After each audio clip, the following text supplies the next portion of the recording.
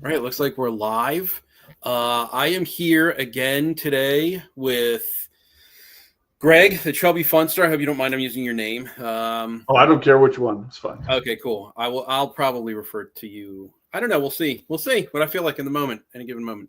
I'm here with Chubby Funster.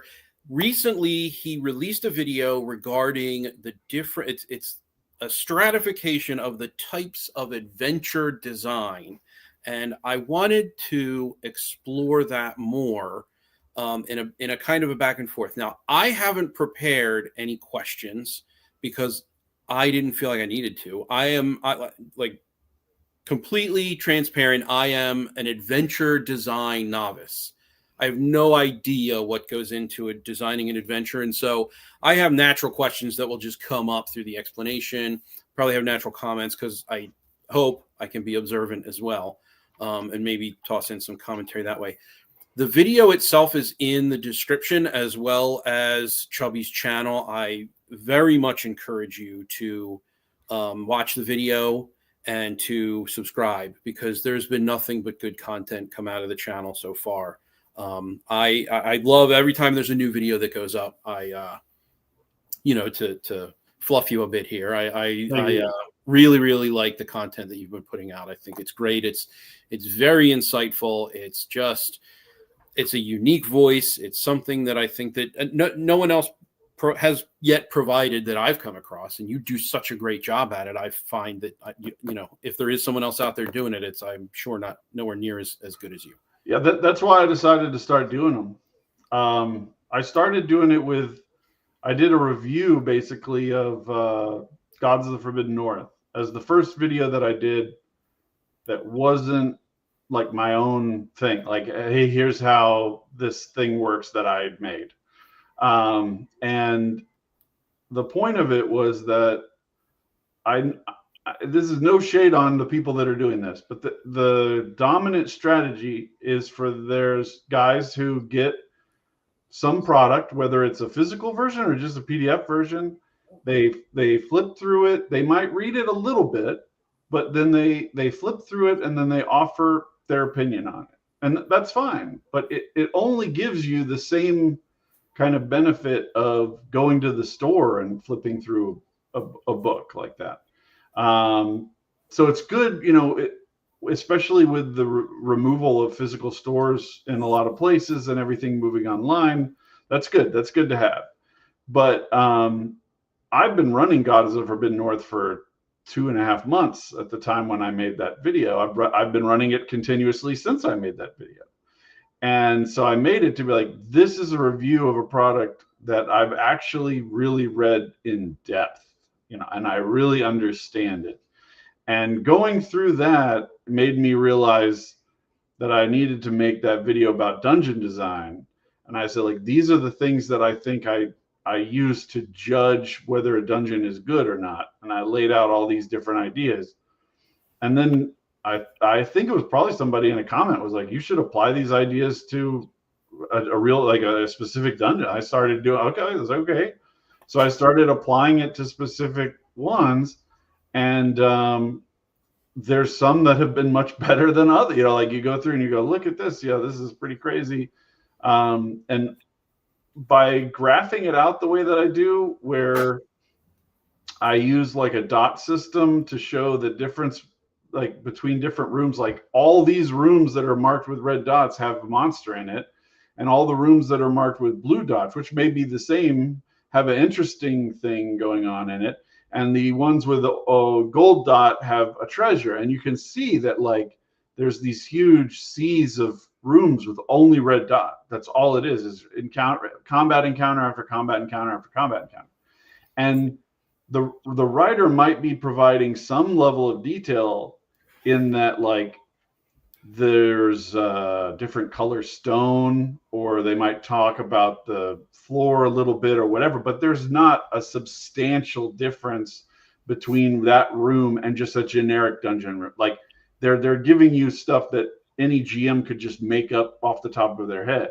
Whereas if you have something like you walk in and there's this big statue of 2 dolphins that are intertwined, and there's they're made out of jade, and there's white ripples through the jade and all this. Like, that's a really interesting thing that the writer is giving you that you don't have to make up as the GM, right?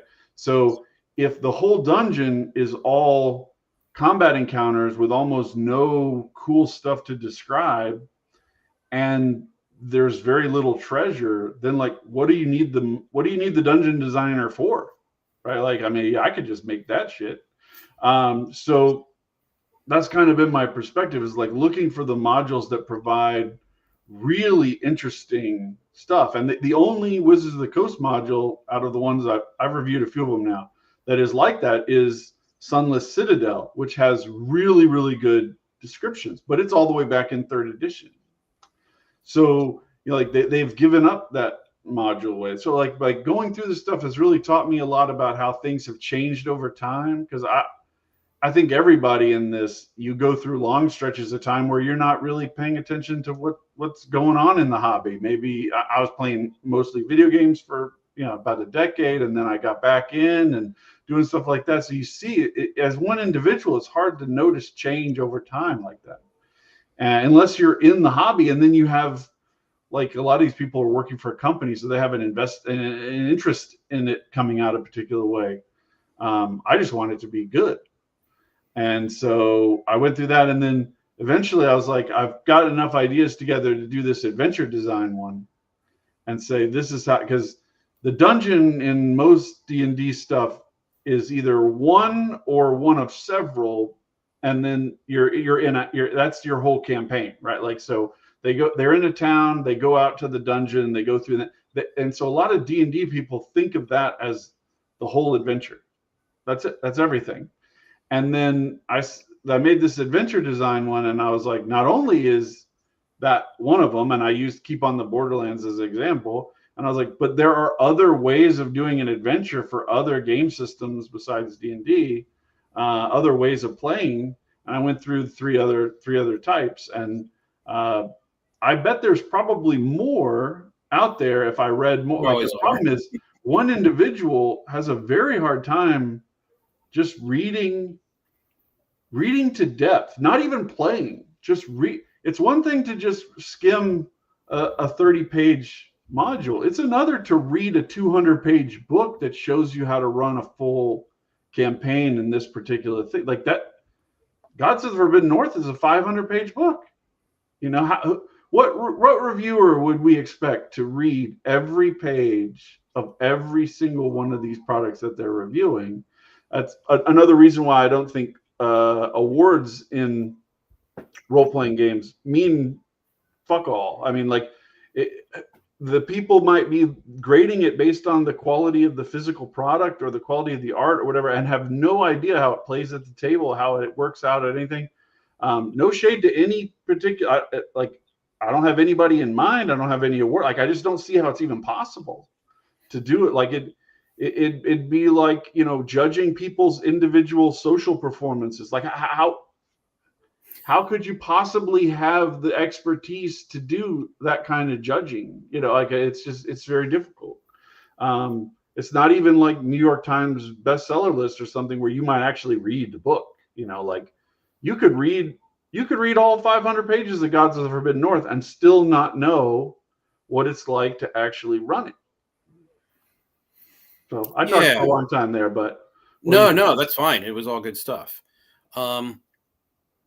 So I agree with that. I don't think that I don't think we can reasonably expect an individual to read super in depth and also play a game in order to render some kind of review, at least for the volume of reviews that those particular individuals tend to put out. I think that it's probably a lot more beneficial. It's probably a lot better information to get information from someone who has run or played in any given game.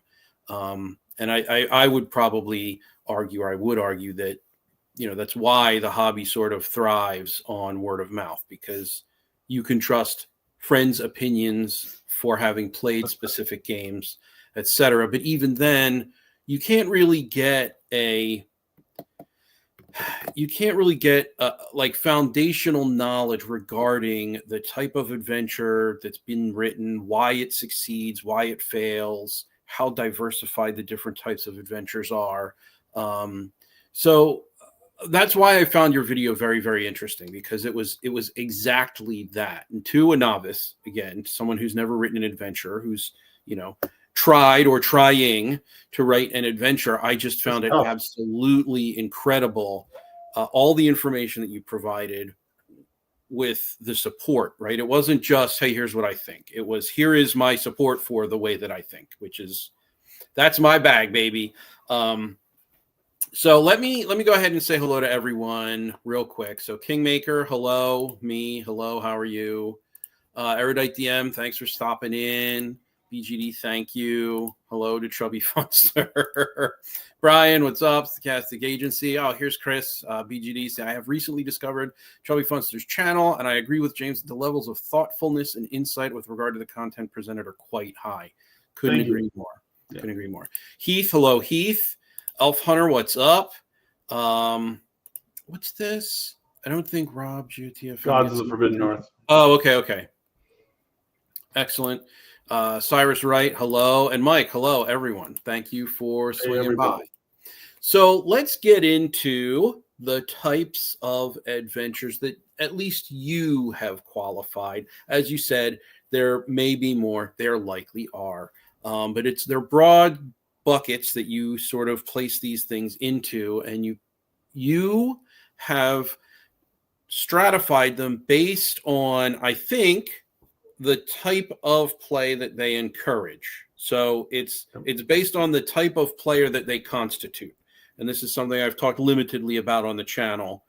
But, you know, games make the players, because when you step into a game, you are taking on specific constraints of the game in order to function within it in a valid way as defined by the game. And so the module now does the same thing. It's a subset of the game, but when you step into a module, it will constitute you as a player to behave a certain way or to achieve certain things. And so would you mind, and I don't know, maybe we'll get a little bit into what your favorite one is, or what your least favorite one is and why. But I'm just interested in hearing about these specific categories. Did I get it right? Is that how you decided to stratify them, was based on the players that they make? That's right. That's a way of saying it. I think the main thing is this, to me, is the structure that the player has from moment to moment. So if I have a Keep on the Borderlands type module, and I just say, here you are, you're in this town, this is the situation, go. It's almost infinite the directions you could go, and a lot of people find that intimidating. They don't want to have to hunt down who actually knows what's going on out in these caves of chaos. Who knows? Let's find out more information. Let's talk to the blacksmith and get him to make us a whole bunch of caltrops, because we've got some plan that involves caltrops. You know, putting all of the responsibility on the player like that is difficult. And even within kind of that style of play, let's just limit it within OSR type games. There's a huge range from OSE to Acts 2. You know, in terms of how much the player has to take on to control their own destiny. And I think I played Acts 2 campaign for 9 months, and the thing that kind of ended it was that the burden of the players showing up every week with figuring out what they're going to do at fifth, because they were, I think, 5th or 6th level. Like, the responsibilities they were starting to have were getting really significant. And when you would say responsibilities, what exactly do you mean? Well, like running a domain. Off, they have all kinds of NPC relationships that they've developed, that all kinds of things that they have to be thinking about, planning for.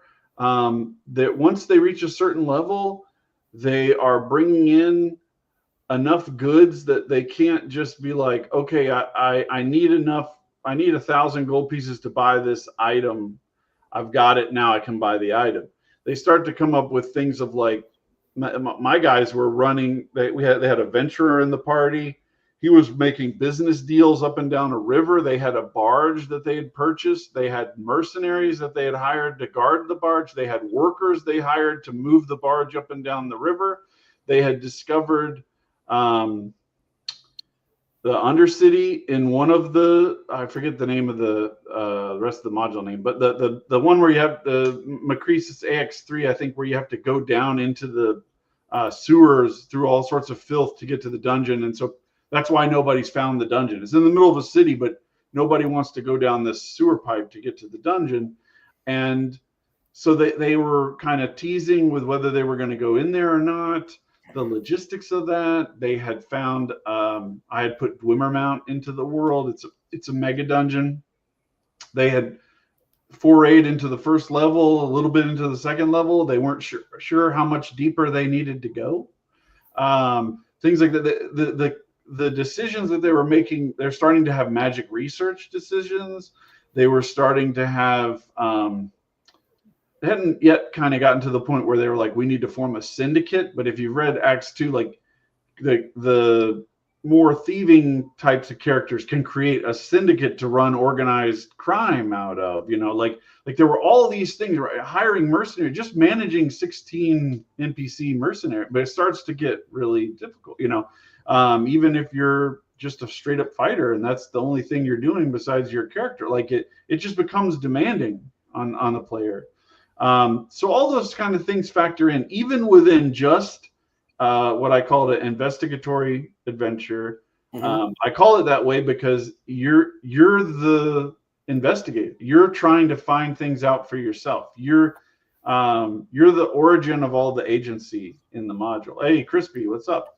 Hey, Crispy, thanks for showing up. So nice that's, I think most people in D&D are very familiar with that style to the point they don't even give it a name. That's just D&D to them, right?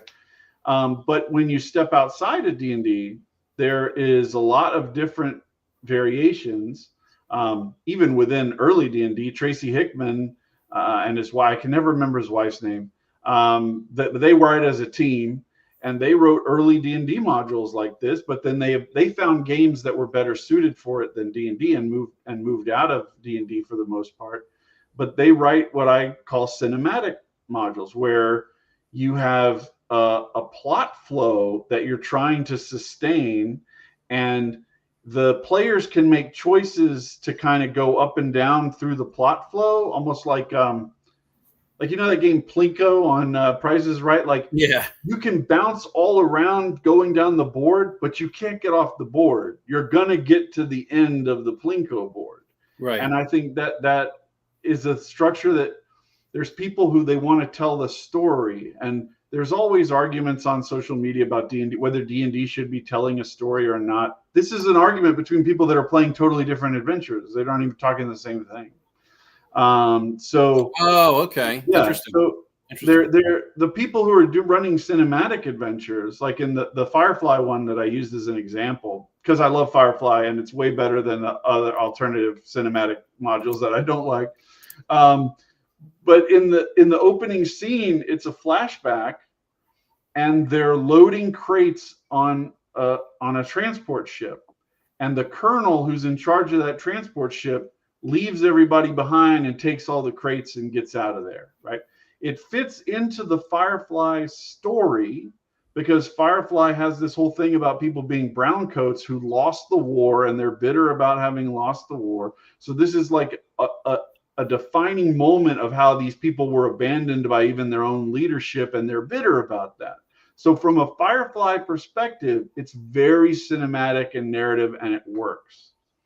From a D&D perspective, this is a total fuck over, right? Like you waste time loading crates so that an NPC that you can't kill, can't take over, can't affect, takes through your work and bugs out, and you suffer the consequences. There's no way around those elements.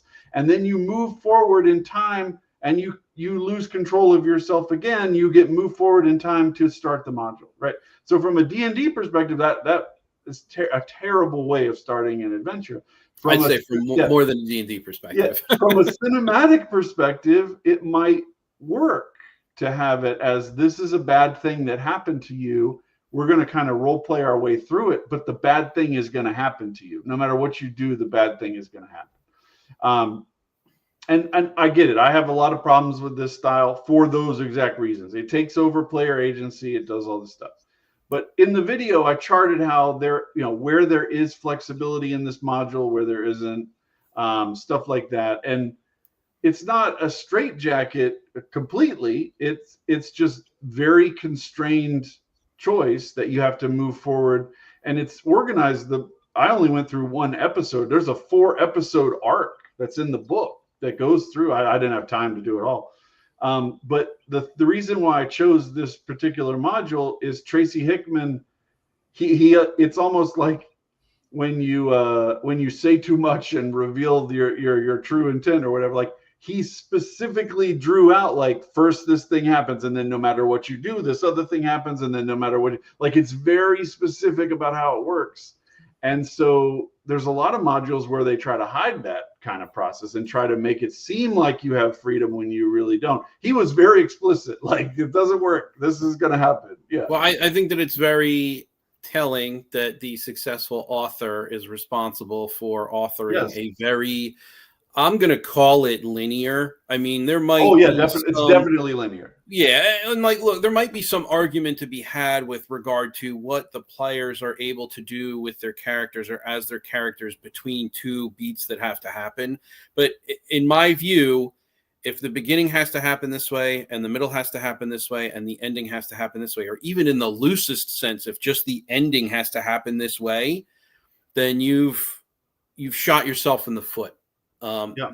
Because nothing between setting on the adventure and ending the adventure matters, because if you know the destination and you know that it's going to end up the same, it just doesn't matter. This is why I bring up Quantum Ogre a lot. I don't think I brought it up in that video at all, but Quantum Ogre was a huge turning point for me in realizing the fakeness that so many people are presenting, either as the GM or as the designer of the very adventure. That where it seems like there's a choice, but there is no choice. And one of the things I've tried to do in all of my dungeon design videos is find and locate those choices. The next video I'm going to drop tomorrow, late afternoon probably, is on Kelsey's Lost Citadel of the Scarlet Minotaur. We were talking a bit about this backstage. I'm super excited for the video. I think it's a great module, but the Minotaur, it totally changes the tempo and the way that the normal D&D flow works. You can't really clear the dungeon in the same way people are used to. It's very hard to keep the party together. There's all sorts of things that it changes. So I think it's good to look at so that you can see how do things like this change the dynamic of play, and how does it change if when you walk into a room there's a 100% chance that there's a white right there, or you walk into the room and there's a cumulative 1d6 chance every time you do a particular thing, and then eventually you get a white. Like, it has an impact on play. The difficulty is determining what that is. Right, thinking through what that is. Those are the kind of things that are most interesting to me. I think about stuff like that all the time. If I put this here, how does it affect what people do? And I ran a live play on Monday, and there was a privy. This just a room that the hobgoblins were using as a bathroom. And when I originally wrote it, I didn't even think of it was a big deal. I said there's a wooden bucket and like a soup ladle for them to occasionally, like, in my mind, like, they got to clean this out eventually. Like, they can't just keep crapping in here forever. But when you describe it to the players of, you go in and in the back corner, you see there's a bucket with a soup ladle in it. They were almost like afraid to look in the bucket, like, what's going to be in the bucket? Like, I could have easily not written that, but by writing that, it dramatically changed how they interacted with the privy. Little changes like that have a huge impact. And I want to know. I'm the person who wants to know. If you change this little thing, what happens? How does it play out differently over 100 games, over 1,000 games? How does it affect human decision making to do that? And yeah, I think the reason why nobody's making videos like that is that they aren't thinking the way that I think. That's all I can do. Yeah, and I even kind of addressed that at the beginning of the video. I think that you have a very unique voice. Yeah, Erudite made the comment. His character was there. He kicked the guy into the privy because he didn't want to go in. Sorry for talking over you. No, you're good. You're good. So with let's get into your favorite adventure style as qualified by you and why you did that, like, or why you like it rather. Like what's your favorite type? Let's do this. What's your favorite type to play through? What's your favorite type to write? I would also say run. There's three levels. Oh, and run. Yeah. There, as a writer, there's two dimensions to wanting to write something. One is the difficulty level. I would love to convert Shadow Sun over to Acts 2, for instance. The amount of mental exertion to do that is astronomical. 12 new custom classes, 100 monsters, like all converted over to a very, very robust, mathematically heavy system. That's tough. That's one of the reasons why I like writing for Shadow Dark, is because I can keep it where I'm writing the things I like to write. Mm-hmm. I don't like to sit down and calculate all these different mathematical connections into the system. It's logarithmic extrapolation. But yeah, the other dimension of it is whether you can do it creatively, right? So like I talked in the video about how much I love the Alien module. That the guy has written, maybe he's written a fourth one now. I haven't seen it, but he's written 3 modules for Alien that are they're just fucking insane. They're amazing. I mean, like the idea that I don't even think I could do it. Like I don't know that I have the skill to do it. Like if I sat down, I'd be worried I'd eventually get frustrated and go, I can't write like that. I can't think. He's making it so it's like playing chess where you're thinking 8 moves ahead. Like at a certain point, like your cognitive ability just breaks. Sure. Like it's very, very good. And he anticipates things and he goes in a direction, and he also has access to incredible through Free League, incredible visuals. I mean, the art and the maps, they're just incredible. So in terms of like stuff that I really admire, that's up there. Stuff like that. Reason why I chose Gods of the Forbidden North, I really admire it. There's a lot of things that I really admire. From a writing perspective, there's that question of whether you want to put yourself through it, and then there's the question of whether you think you can do it. Now, I'm always trying to improve my writing ability and working on things like making small improvements. But at a certain point, you have to be like, that's a little bit too far for me to make in my next product. Really, like I need to work my way up to whatever it is. So, as much as I love the Alien models, I just don't know that I'm at the level where I could write that kind of stuff. And the Alien modules, I love to play it and run it. Oh, I'm sorry, say that again. I apologize. I didn't mean to talk over you. I just to relate it back to your video, the Alien module is what you would call cinematic. No, that's a dramatic. That's a dramatic. Oh, dramatic. Pardon. Yeah. Okay. And I call it a dramatic because it introduces not just one or two, but just an endless stream of things that dramatically change the situation, right? So, for instance, you go into, and then the map of this location is in the video, so I'll spoil more of it.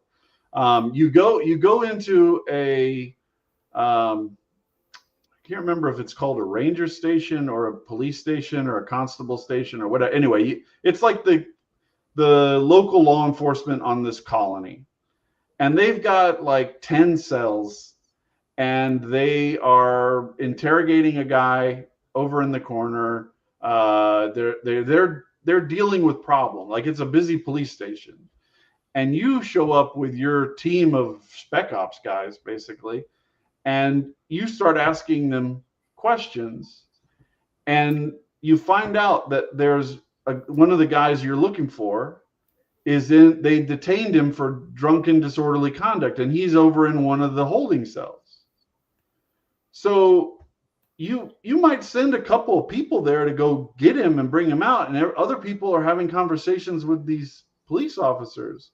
Well, the guy had an alien in him, and the alien attacks whoever you send in to go get it. So when I ran it for I know Eric Tenkar was in the game because of what I'm about to tell you, but that kind of a crew, old school role-playing guys. Mm-hmm. Eric pulled a grenade and dropped it right in front of the alien, and then rolled into another cell underneath the bed, and it blew out the whole cell, like exploded the wall out of the building and everything, took out the alien. But when I ran it for work colleagues, that didn't occur to them. They approached it completely differently. But every location you go to in the game has these kind of just like, it seems things are going along okay, and then there's a dramatic shift. It's not always the alien. Mm-hmm. There's times where you go to a place, and then all of a sudden you're taking sniper fire from somebody. You have no idea who's even shooting at you. Things are going crazy. So there's all these things that can unload all the time. You're driving across a great distance with one of those APCs from Alien. There's aliens, there's people, the space Soviets arrive, Weyland-Yutani is pulling shit, like all over the place. Things are changing all the time. It's very hard to do that in D&D. Like, I would have a very hard time writing that kind of a module for D&D.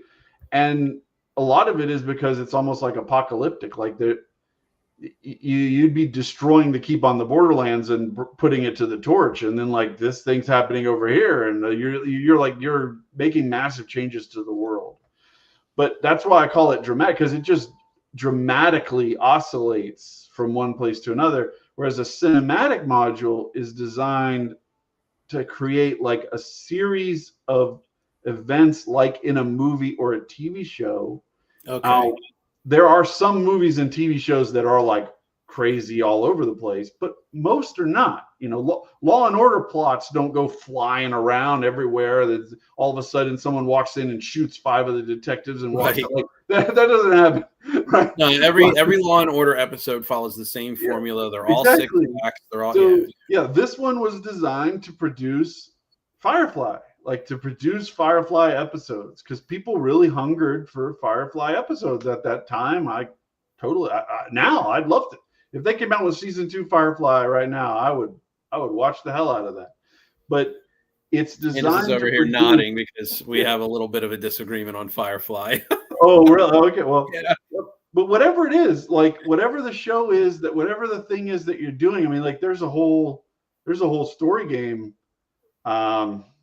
I can't remember the name of it off the top of my head, but it has a huge gorilla on the front, and it's like based on the Fate system, I think, and it's designed to create like a superhero type movie, I think, that unfolds. So it's designed to create a specific outcome, and the players are there almost to kind of watch the outcome. The dramatic module, like your objective is to survive the outcome. There's no guarantee. Like the alien could kill all of you and the game would be over. That's really not going to happen in the Firefly module unless you fuck up big time. You have to work hard. I have a lot of reservations about that particular style, and I know that you do as well. You communicated as much in your video. I have a lot of reservations. I have quite a lot to say about story and tabletop role-playing games, story games as a particular genre. That's for another time, but I do not like it. I will say that flatly. I just do not like it.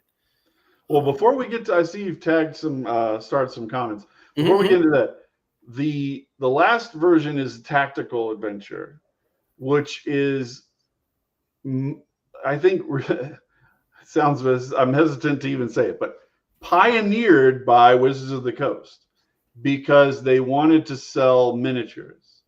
And so what they did was they created a module structure that pretends to be an investigatory adventure, but it is really about playing out a series of tactical battles using minis and battle mats, right? And this And is I think fourth 4E? Fourth edition. Okay. And some of the late 3.5 people have commented on my video and said like some of the late 3.5 stuff has been like that, and some Pathfinder stuff is like that. But like I say pioneered because like I feel like they really invented something here. The problem is by deceiving people, it massively blew up in their face in the catastrophe that was fourth edition. If they had come out and said, we've invented this new thing, let's make it as an alternate thing so you can play one way or play the other, they could have moved a lot of units, you know, but they tried to trick people, and I feel like it just like it pissed everybody off. But I could see a lot of real great applications for this with games like BattleTech. I love BattleTech. Like, so you go through some kind of a story element, and then you fight out a BattleTech fight, and then you go through a story thing, and you fight out a BattleTech. Like, I could see that working really well. You could do that. I think that's what people like about the BattleTech video game, is that like there's a little bit of story, and then they fight out the tactical battle, and then they go back, and there's a little bit of story. So I think it does have its uses. I don't play in physical space enough to be tempted by any kind of tactical battle with minis. But if I was going to a store every week, like people do to play Warhammer or whatever, that could really appeal to a particular market. So I wanted to not only define it because there are a ton of adventures created in this style that people try to pretend are just the same as Keep on the Borderlands style or whatever, but they're just not. I picked the one that 4E launched with that is Keep on the Shadowfell. Like they're trying to make it like Keep on the Border. Like it's not. But I had to address it kind of like you preemptively address a criticism you know is going to come up. Like It's definitely a thing. This is a thing. It's a thing that Wizards of the Coast created. It's innovation in that sense. And I'm a real admirer of innovation. I'm always looking for, look at how this person did this. It's different or hopefully better than other ways of doing things. At least it's a way to have options. And if somebody comes and they just really want to play tactical battles, then that's for them. That's what they should do. There's a lot of people that just, and I found this like when I went back and I did one of the dungeon analysis of King's Festival, which is B11 back in the TSR days. And it's basically like a hack and slash through room after room after room after room of orcs. That's almost all it is. And I focused on the parts of it that weren't that. And I was like, this is the things that I think you could salvage. And here's ways you could make these orc encounters more enjoyable, more open to a more modern style. But there were people who commented in that, and they were like, that's what I want to do, is just go through and just hack through a bunch of orcs. Like, well, then 4E is the system for you. You know, that's what you should be playing. Here's your map, here's your minis. Get to it. So Erudite DM says, I have to play Alien. Seems like it would be predictable, but you're selling it well. I have played Alien. I love playing Alien. I don't think it's predictable at all. There are some rules within Alien that make it like you can die in an instant. I think if the alien rolls a 6, that's it. You're dead. No other roll needed. So it's a very, it does what it claims to do well, in my view. And then we have, and he has to run. I ran all the Alien games.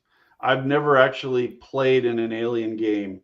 The main reason is because once you kind of there's like a period of prep where you're like loading everything in your brain. Once I've done that, like I can't really go back and be a player really anymore. Like I could go and I could be the guy who stands in the back while you guys make decisions, and I just enjoy watching you make decisions. And occasionally I'm like, well, I'm going to shoot that guy, or I'm going to go do this thing.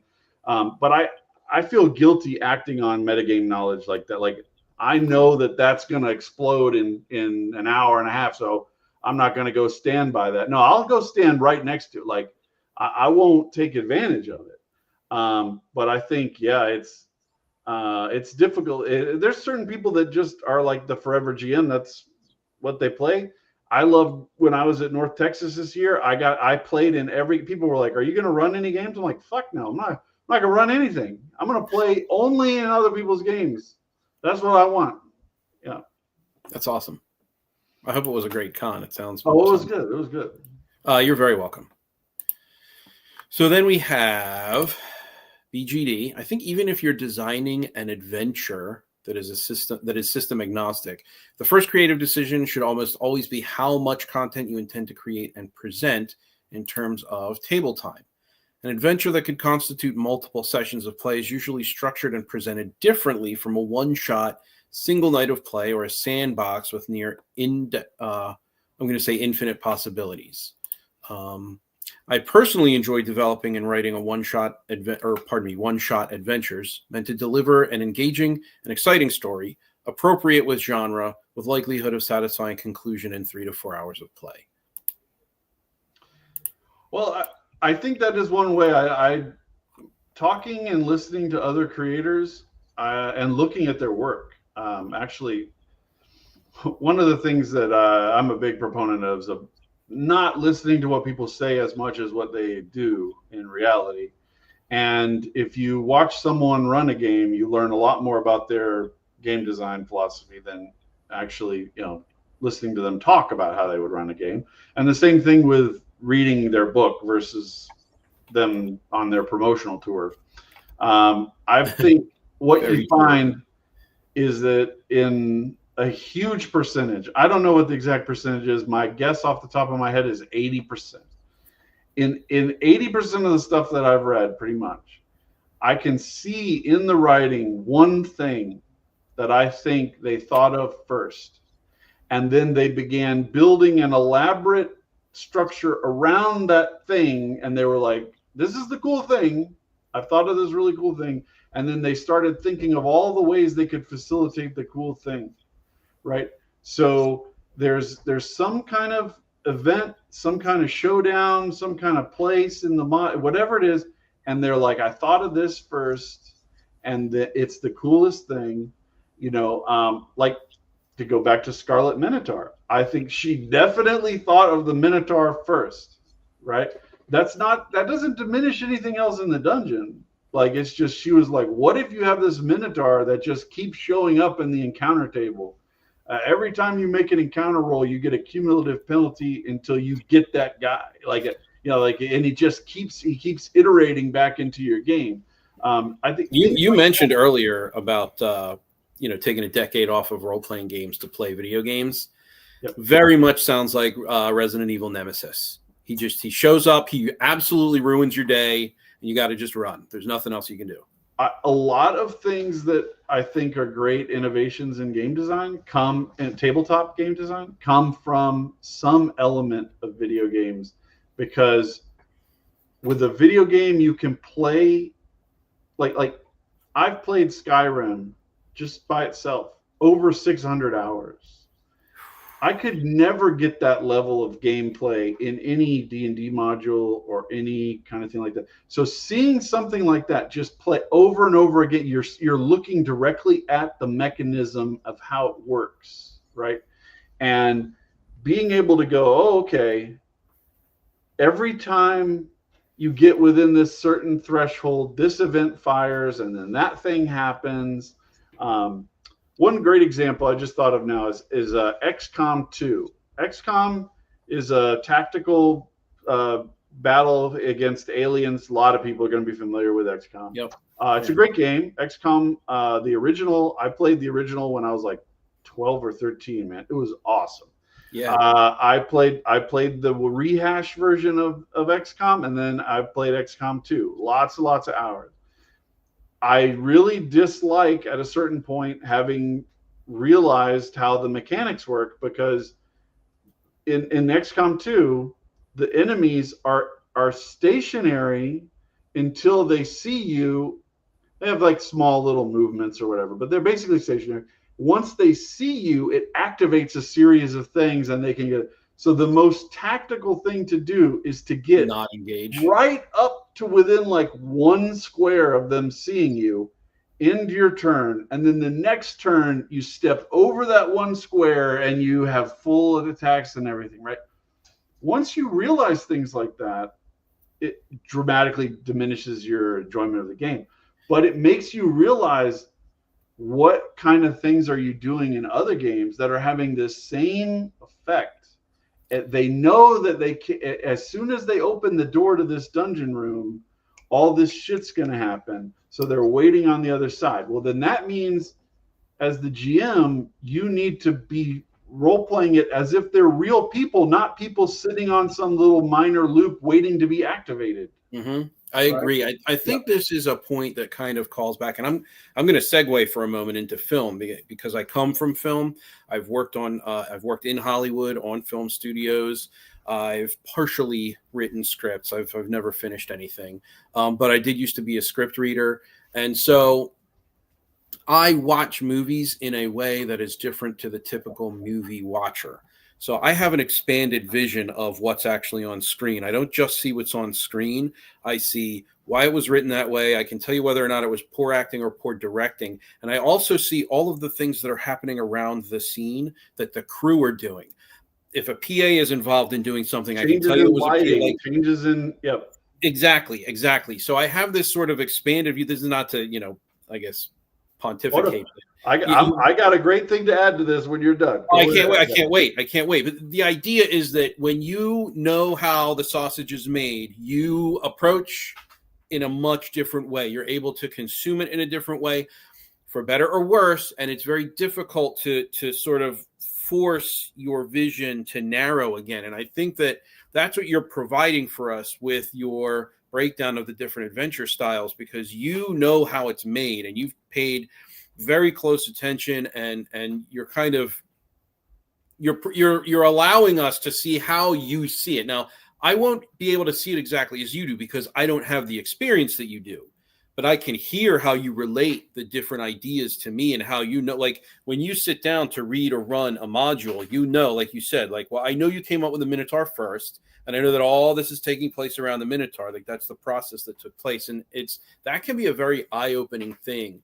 For better for worse. Gimmick a lot. I don't mean it negatively. People usually use the word gimmick as a pejorative term, but gimmick just means one thing that is working in a particular way. Like it has a particular thing, and it's different from the way other things work. So when you play this module, it's like, oh, this is Minotaur, and he just keeps going like this. Like that's the gimmick of the module. Yeah, I will use the term non-pejoratively, but I usually always use the term gimmicky pejoratively. Yeah. Now, what I was going to say about movies is there was this really great interview. I have no idea which late night host it was, but let's say it was Conan for sake of argument. So Conan is talking to Louis C.K.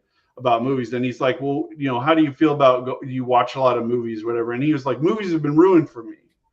And he says, let me give you an example. So, you might sit down and watch Schindler's List, and it's a very serious movie for you, and you connect with all the emotions. It's a great film. It brings out all these things, and you experience the movie the way the director wants you to experience the movie. He goes, but I know how movies are made. So when there's a scene where they're walking past this little girl and she's yelling out, for the sake of the algorithm of this video, very mean things that she's yelling out. Sure. Goes, so you see that and you go, oh, that little girl is being mean to the characters.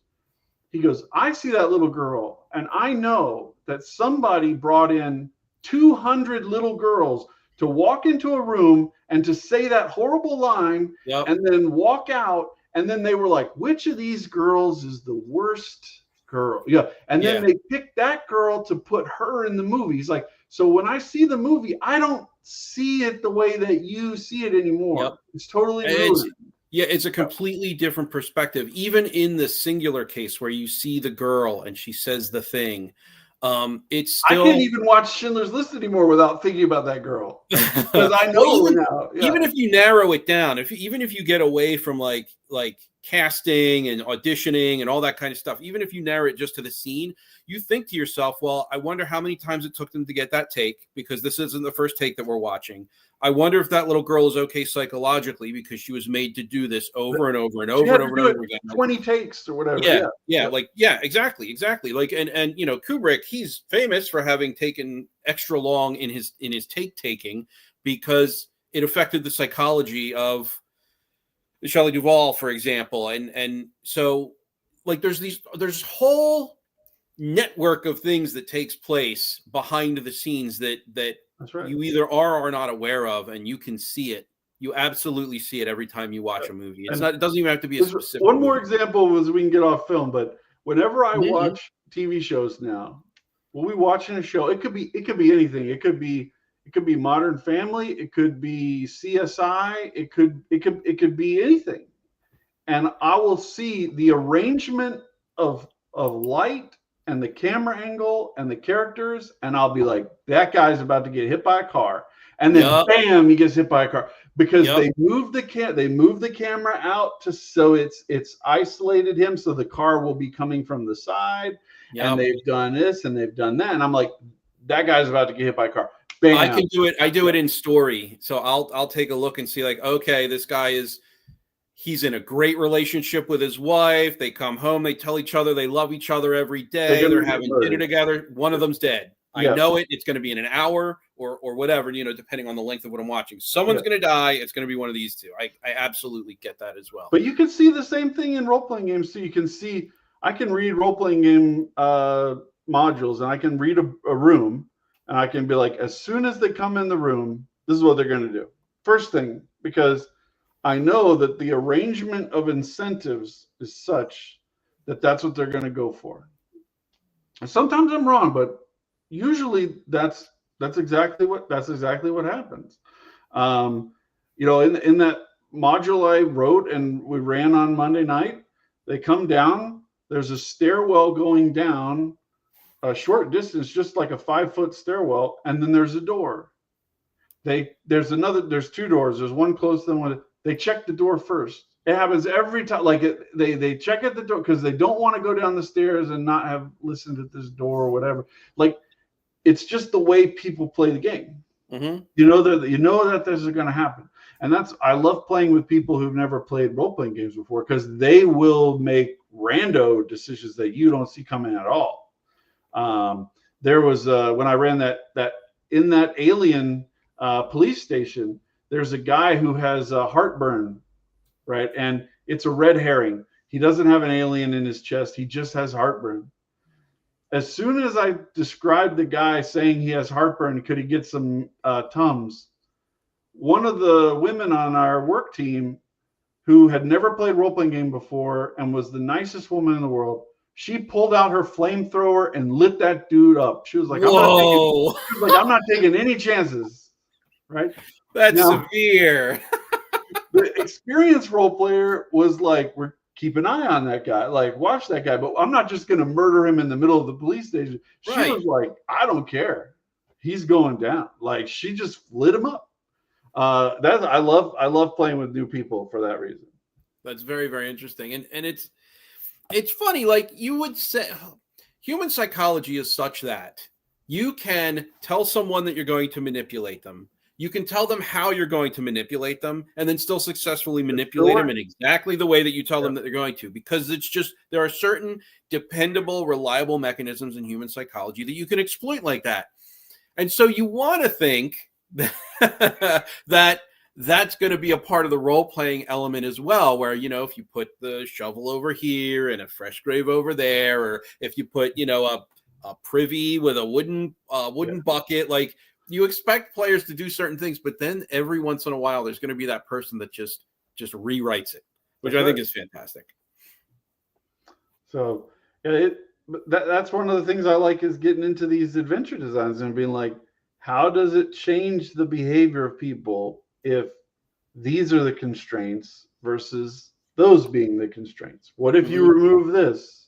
What if you change that? You know, in Sunless Citadel, I did a whole analysis of Sunless Citadel. there's a place where you have to go through the kobold part of the dungeon before you get to the goblin part of the dungeon. And all it would have taken was for an artist to take 2 minutes to draw a little door between two walls, and you could have been able to go through the goblin part as well, whichever way you wanted to go. And I was like, but by making them have to go through the kobold part first, it incentivizes you to align yourself with the kobolds against the goblins rather than vice versa. Right. And one of the things I'm going to be talking about in this upcoming video about Scarlet Minotaur is that the two factions that you can really manipulate have mutually exclusive goals. So it doesn't you're not incentivized to side with one of them over the other. The Beastmen are very aggressive. They use all these secret doors to get around, but they're not really interested in treasure. Whereas the Ettercaps use stealth to get around. They don't know about any of the secret doors, and they're obsessed with the treasure. So you could ally yourself with both if you wanted. Like that, by making them have exclusive or inexclusive goals, like you can affect how the players react to those factions. And that works in a dungeon level, and it works in entire modular level, all the way, all the campaign level. One of my biggest criticisms of Phandelver is that they keep trying to shove all of these Forgotten Realms factions into everything. This guy works for this faction, and that guy works for that faction. Well, then that inherently constricts your choices about how you can manipulate those NPCs. Like if one guy is working for the Zhentarim, you're not going to be a lawful paladin who allies yourself with that. But if that was just a greedy clerk instead of a secret Zhentarim agent, you could do a lot with him, even if you're a lawful paladin. But once you know he's a Zhentarim, like, it changes the whole dynamic. So things like that, those are important decisions that have huge impacts. And I think when people talk about, my friend Joe the lawyer he says this all the time, that these people don't play the game. They don't know how the game works. And it's not even that. Is they don't even understand what they're doing and how it's affecting the gameplay at all. Like they don't understand. If I make this decision versus that decision, they're not even thinking of it as a decision. They're thinking of it as an aesthetic choice, doesn't have any impact, or this or that, or it's a marketing choice. They're making all these kind of decisions that are not related to how the adventure actually runs when you sit down to run it. I said several times in the Phandelver thing, it was a long one, 4 parts, because it's a big module. It's a great 4-part. Yeah. And I was like, I don't even know how they play tested this, because how could you not notice these things in playtesting unless you were just stupid? I'm like how could they have maps where you walk off the edge of the map to within 20 feet of a castle? Like, how are you approaching a castle at a range of 20 feet? Well, it's got towers. People look at, like, you're 20 feet away, really? Like, who makes this decision? And it was probably a graphic design decision. We can only fit this much map onto the page, so we need you to crop it to this. I had nobody who even wrote it was probably involved in that decision. Yeah, I think it's all designed by committee. I think that there's zero play testing. I have no love lost on Wizards of the Coast or even Hasbro at large. I wasn't expecting no love lost. And so I would criticize them for what is an obvious design by committee choice. I would criticize them for what is obviously top-down design decisions. They want it to be this, so you have to make sure that you fit this. It's not about making it as robust or as cohesive an adventure as you can. It's about make sure that you hit this point, make sure that you hit it's just, I have no end of criticism for them. So, whatever. I'm done with doing because at a certain point, like, I'm like, I don't even want to look at their stuff. It just sucks so bad. I try to do, like, go through all of the things that I have in PDF and try to look for things that are better to just and more enjoyable to analyze than their stuff. That's how, I get to. I'm like, Scarlet Minotaur is way better than anything they've ever produced. That's why Shadow Dark is doing so well, is because of design decisions like that. And so it's a pleasure to review. Fandelver is like intentionally hurting myself in order to make it. I only did it almost yourself in the eye. Yeah, I did it out of spite because Joe said that he thought it was the best intro adventure that has ever been made for a campaign. I was like, I don't think so, buddy. I will prove to you that it is not. And so that was what started, so it wasn't love or appreciation that sent me down the road with Fandelver. That's funny. I do that as well. I will spite read a book. I will spite watch a movie just to prove how bad it actually is. I do that all the time. Pretty funny. Hey, Dean, what's up? You are a little late. It's okay. No need to apologize. And hey, Gary, thanks for stopping by.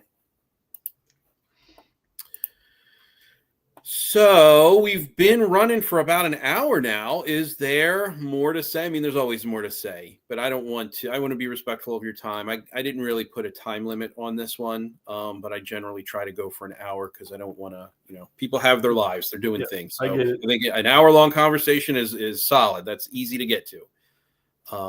But if there's more to say, we can say it. I would love to have you back on in the future, in the near future, to just continue to discuss this type of thing. I think this is a great, overall general conversation. And if we can get into more of the cinematic style of play, and I would love to focus on that because I have a lot of questions, a deep dislike for the pathed style of play that is one beat, then the next beat, then the next beat. I just do not like it. I think it's pretty obvious that I wouldn't like it with with what else I discuss on the channel, but I'd love to get into the tactical style. I'd love to get into the investigative style, which I think might be my, if I'm playing an adventure, investigative might be my preferred style of adventure playing. But I'd love to just kind of take these one at a time. Obviously, we don't have to do 7 different videos or 7 different streams, but I'd love to have you back on in the near future is what I'm saying. Well, I think one of the things that I got into in the Fandelver thing as a critical angle, and I didn't bring it as much into the adventure design videos I did in Fandelver, is that within the structure, so you have the traditional structure of there's a town and there's a hinterland, and then there's some bad thing out in the hinterland. And you go through that's why it's called investigatory. You go through an investigatory process of finding all the things that you need to know about the bad thing. Going in there, you might have to make multiple forays into this bad place and then coming out and stuff like that. But there's a thing I call pointers where, let's say there's an NPC that's in Phandalin and they know about a particular thing that's happening at a particular location outside of Phandalin. That creates like a information pointer. Hey, you talk to this guy, you find out that there's something going down at Wyvern Tor. Tor is a hill, like a barrow hill. So it's called Wyvern Tor. It's a hill that's out there in the hinterland. And the guy's like, you should go check it out. Now, a lot of people think of these as quest handling in a video game sense. I think of them almost as if they're hand-delivered rumors. Rumors with more veracity, right? Because if you're in the bar and you hear somebody talking about this, you might be like, I don't know. But if the local druid is like, yeah, I was out there and I saw some weird shit, you might be like, okay, this is a more reliable. So if you have a range of reliable information to unreliable information, and then you have a bunch of information, this is one of the things that's really good about modules like Gods of the Forbidden North, or toot my own horn, Terra Invictus is a module that I wrote. Where I need to link your store in the description. I'll get that. I'll get that in there. There's tons of these pointers, and the purpose of them is not to give quests to the players. The purpose is to create a range of information from reliable to unreliable so that the players can make choices right? So if you they go back to the quantum ogre thing for people that don't know. So the idea is like you're in a town, and if you go the north road or you go the west road, you run into an ogre either way. The ogre exists like in a quantum mechanics sense. No matter which way you go, he's going to be there. He's an I think it's electron. called. I think Right? like there's an overall technical term. I think palette swapping is what it's called. Really? So, Oh, and okay. it's the same thing. Like it could be a group of goblins in the dungeon or a group of bandits. I mean, you're the mouth Yeah. of the dungeon. It's the same encounter. It's just Reskinning reskin. has a similar thing. Yeah. Yeah. Okay. So it doesn't matter which road you pick, you're gonna get the ogre. But if you're in town and you talk to you see this guy who's missing a leg, and you talk to him, and he said he got into a fight with an ogre and they ripped off his leg, and blah blah blah. And you said, where? He goes, it's out the north road. Well, now you're making an actual choice. If you go out the north road, you're going out there knowing you could run into an ogre. You may want to run into the ogre. You may want to hunt him down, depending on your level or goals or whatever. It's another thing for you to make the choice blind with no idea what roles that. So the pointers are not like quests in a. I think of again Skyrim as a great example. You get to where your journal has 400 quests that have been listed all out, and you're not making. I get to a certain point when I'm playing Skyrim where my goal is to clean up the journal. So I'm just knocking off all sorts of quests just to get them out of the way so I can see the other quests. That's not what I think pointers are for. Pointers are for giving the players actual control over their life, right? The reason why the cinematic module doesn't need pointers is because you don't have control over your life. Yes. Yeah. Yes. You don't need to know. So like in the Firefly example, by the end of this episode, you need to be loading this cargo on your ship and flying to the next episode. But in a investigatory context, that's one possibility of hundreds of things depending on what you choose. So if I tell you, hey, if you go to this planet, you can get this cargo and then you can take it to this other planet, and you choose to pursue that, that's your player agency. But I can't give you player agency by just giving you one thing.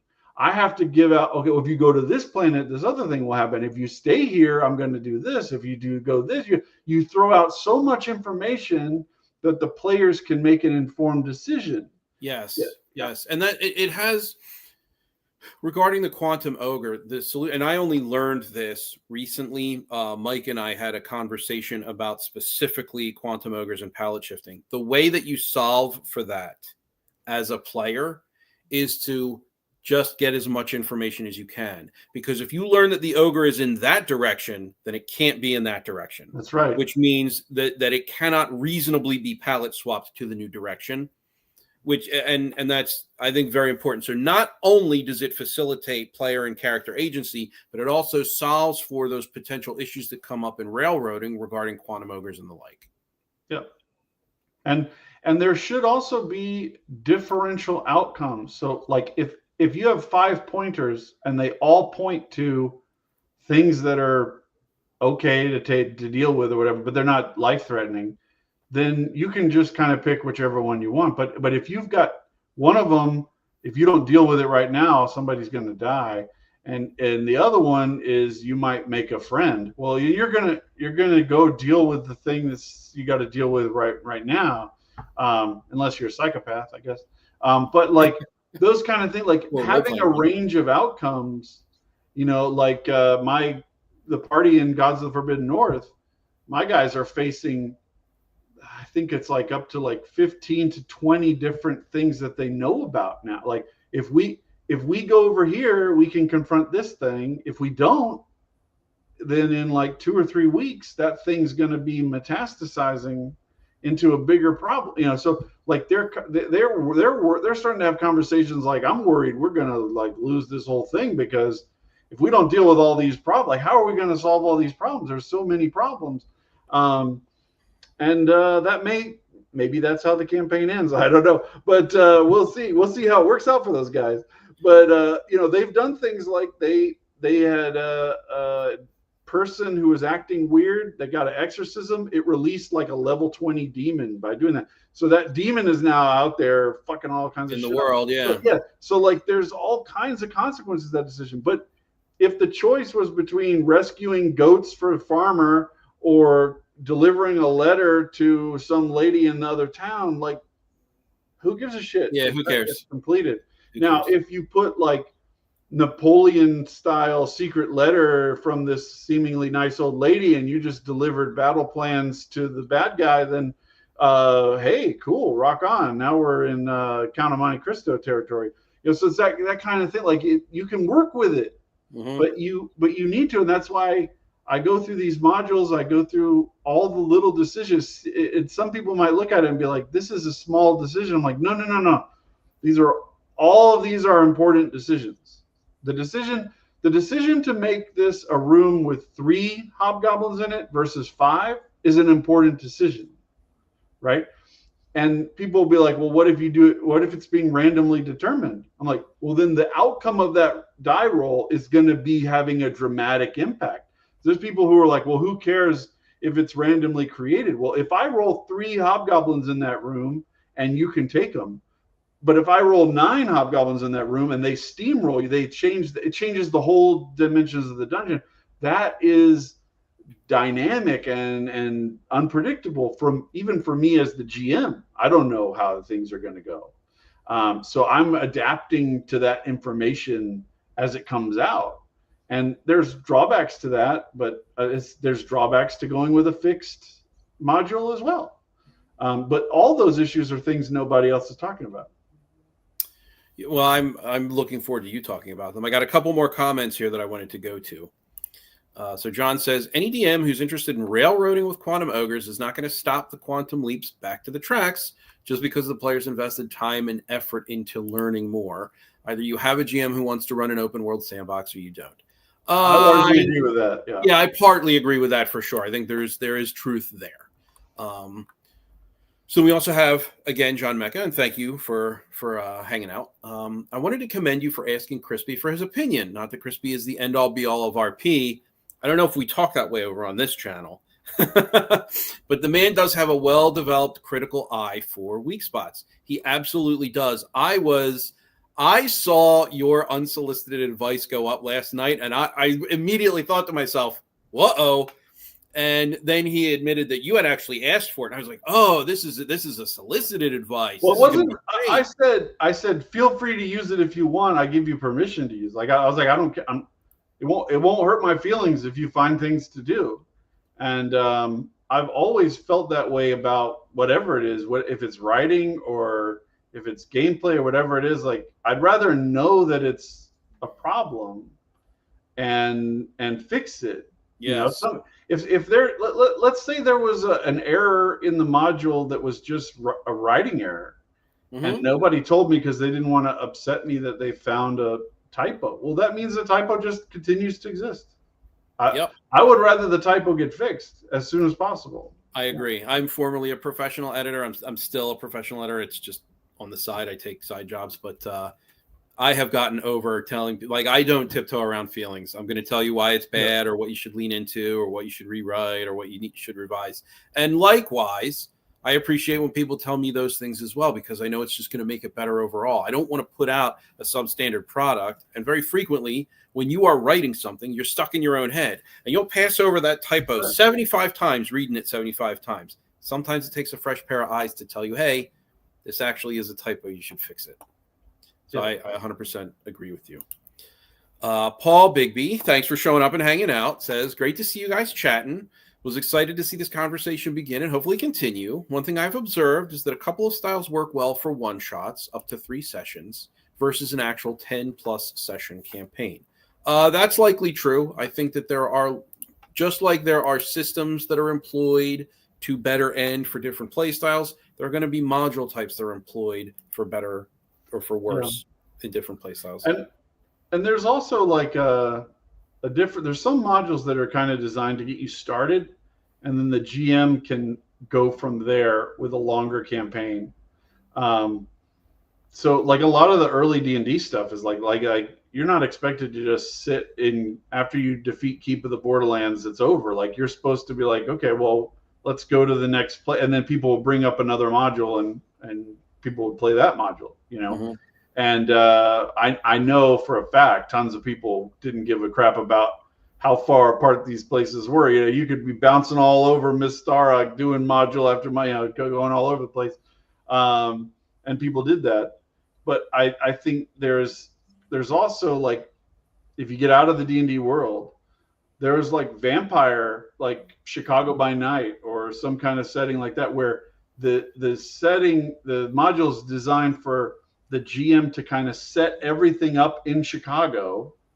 And then once you resolve the initial conflict, the mechanics that are in Vampire will keep creating other conflicts. So you could keep playing in Chicago for years if the GM has that ability. Mm-hmm. Yeah, and your Chicago's not going to look like someone else's Chicago. That's right. And that could be true. You could be playing Shadowrun in Seattle. Same thing. You could be playing all kinds of different games where the module is designed to set it up, and then the GM just keeps going. And that's why, like when the Fandelver thing, I was focused on teaching, because the module teaches you how to do things. You like, go back to what you were saying at the beginning of this conversation. If every time you listen at a door, there's never a sound, you're going to stop listening at the door, right? If every time the GM describes a smell, there's no consequence for you taking any action based on that. It's just a purely aesthetic thing. But if you detect urine and then you run into a carrion crawler, every time, like, you're going to be like, oh, that's like the sign of a carrion crawler, is that I'm detecting this urine smell.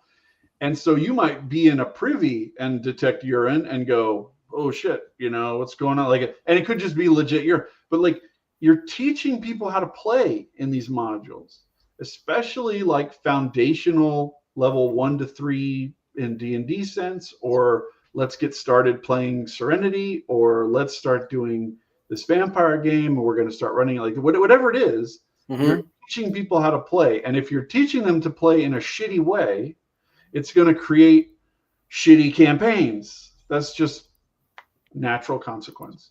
So a lot of my criticisms are like, this is teaching people to do things wrong, right?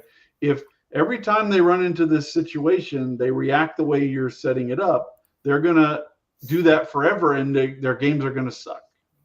And I've found stuff like that in almost everything that I've ever looked at so far on my channel, is that there's some element where it's teaching you, like, I'll go after Kelsey. Everybody knows I have a lot of fondness for Kelsey Dion.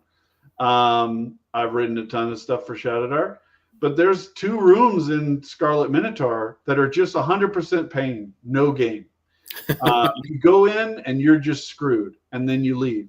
And I'm like, so what that's going to do is people are going to start to, as soon as they see something that looks like it's too much pain, they're going to be like, there's not going to be any benefit to that, and they'll pull out. You want them to be like, maybe on the other side of this problem, there's something good.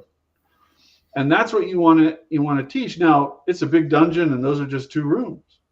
But that, you know, even in that, it's that way. I've seen it in everything. It's probably in my own stuff. You know, I that's why I asked Crispy to comment on my GMing. That's why I asked for people for their feedback on everything I've ever written. That's awesome. Well, we got more comments on. Yeah, let's do it. I want to start here though. Hey, Jordan, what's up? Did someone say Quantum Ogres? Yes, we sure did. There's a recent episode of the Quantum Ogre cast that Jordan does over on Elder Goblin Games. Go hit it up. Give it a listen. It's interesting stuff. So we're going to start up here. Mike says, hello, Mike, first of all, and thanks for hanging out. The idea is that if they learn that the ogre is on path A, then it's not on path B or C, and that's information locking down the ogre from its superposition of just floating to wherever he's needed. But it's not locking down a reskinned ogre. Correct. It's not locking down a reskinned ogre. It's not locking down a second ogre that you just didn't know about. So there are ways that a GM can absolutely just steamroll regardless. But you kind of, you reveal the GM's hand in doing that when you gather more information, and that maybe that becomes a session 0 conversation in the next Maybe game. that's the true investigatory module. Yes. So Paul says, a lot of DMs have been conditioned by the mainstream slot product and the conventional play culture, so I allocate most of my blame for aversion to sandbox play back to Hasbro. I think that's a reasonable exactly allocation. what my experience is with reviewing the modules. I've only done a few of them, but you can see the closer you get to today, the worse it is. Yeah. Oh, I agree. Yep. Tiger Uppercut says he solicited advice and lived to tell the tale. Absolutely true. Also, welcome and thank you for hanging out. John says better to do the thing than live with the fear of it. Absolutely true. And this is all in reference to the Crispy video, which I think is fantastic. Dean, subjective and objective errors are vastly different, but if you're looking for ways to maximize role play, Crispy knows what's up. Absolutely 100%. Gary says, I watched the unsolicited advice too. LOL, I'm never sending in a video.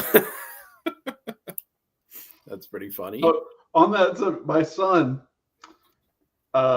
my son sits next to me most of the day. He's homeschooled, and it's more like remote school from like when COVID was going on, like that. Oh, sure. That's the kind of setup he's on. And so when I listen to Joe the Lawyer's reactions to my Fan Delver videos, he's sitting over there just getting angrier and angrier and angrier because he's perceiving it as like a personal attack on me, and I'm just perceiving it as somebody running off their mouth. It doesn't bother me, it doesn't affect my emotions at all. But I can just see him getting like more and more upset about it. And if you can't take it, then yes, don't do it. No, I totally get that. And way back when I was first doing the young stuff, I would try to always open every video with like, look, man, if you don't like Young, if you think he's bullshit, you're going to think these videos are bullshit. And I'm okay with doing that. Like you have to come to terms with people having their opinions about what you want to say. And sometimes it's just them running their mouth, and sometimes they have valid points that you want to consider. It's most of the people that Crispy has gone after, particularly gone after hard, have been really in this as a business.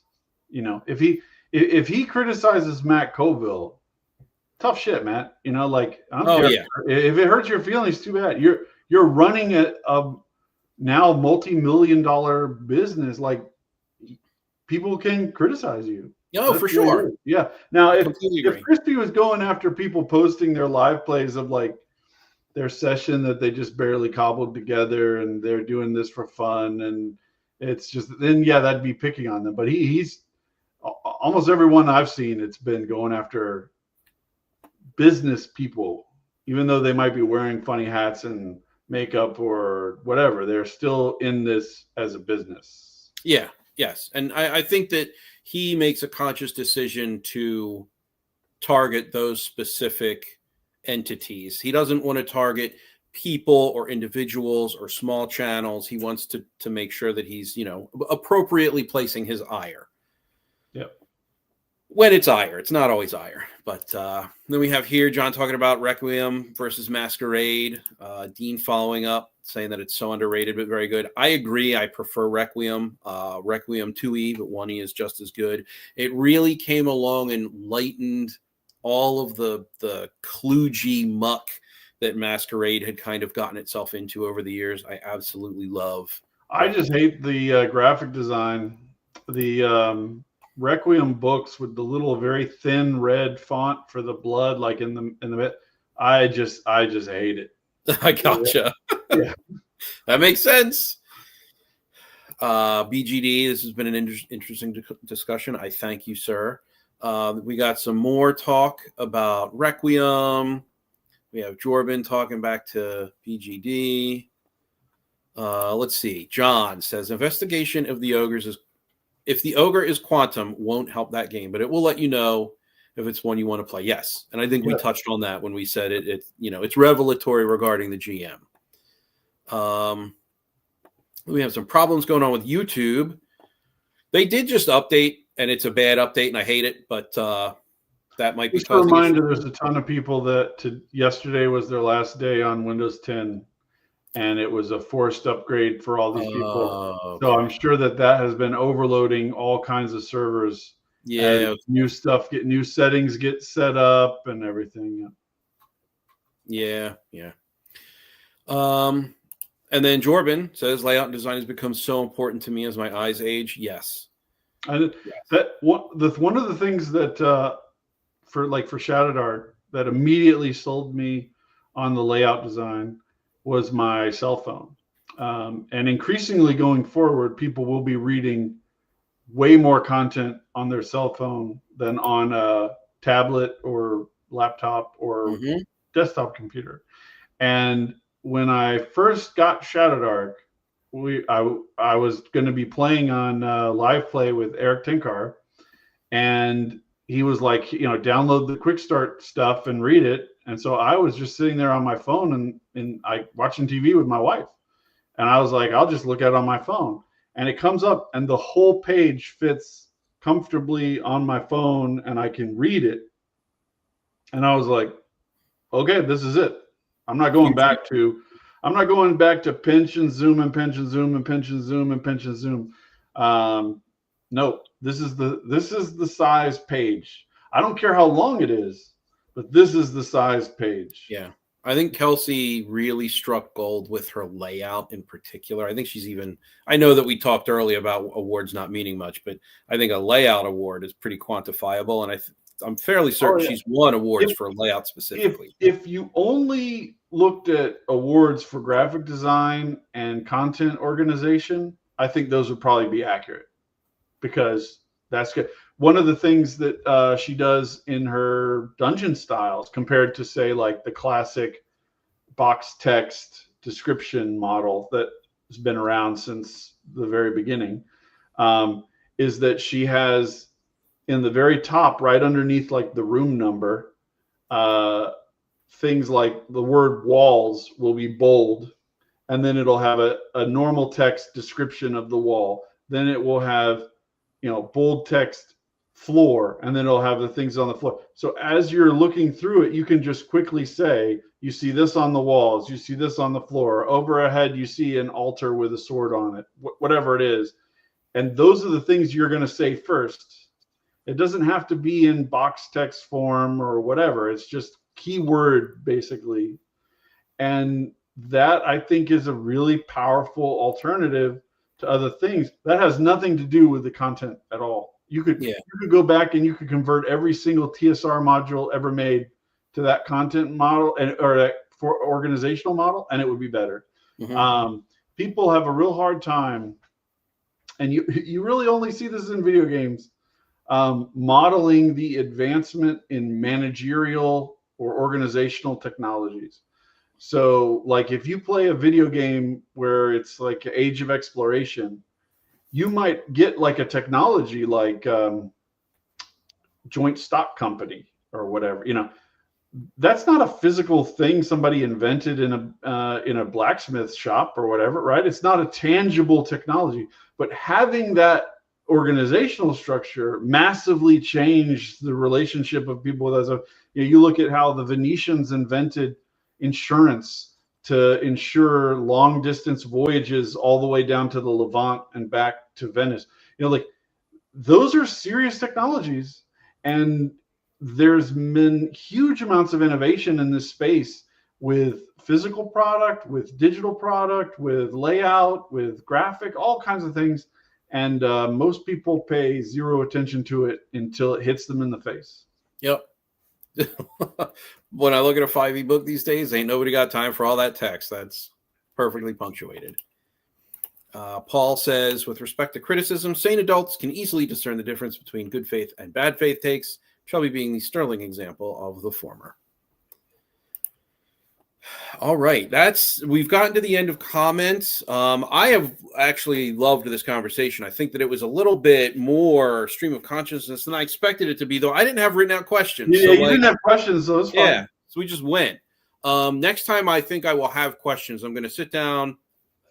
I'm assuming that you're going to want to come back, and I shouldn't do that. If you come back, I will make sure to have questions, and we'll focus on a very specific adventure style, and I would love to have those conversations. So if you have the time, I'd love to have you back on. I always enjoy having you on. So thank you so much.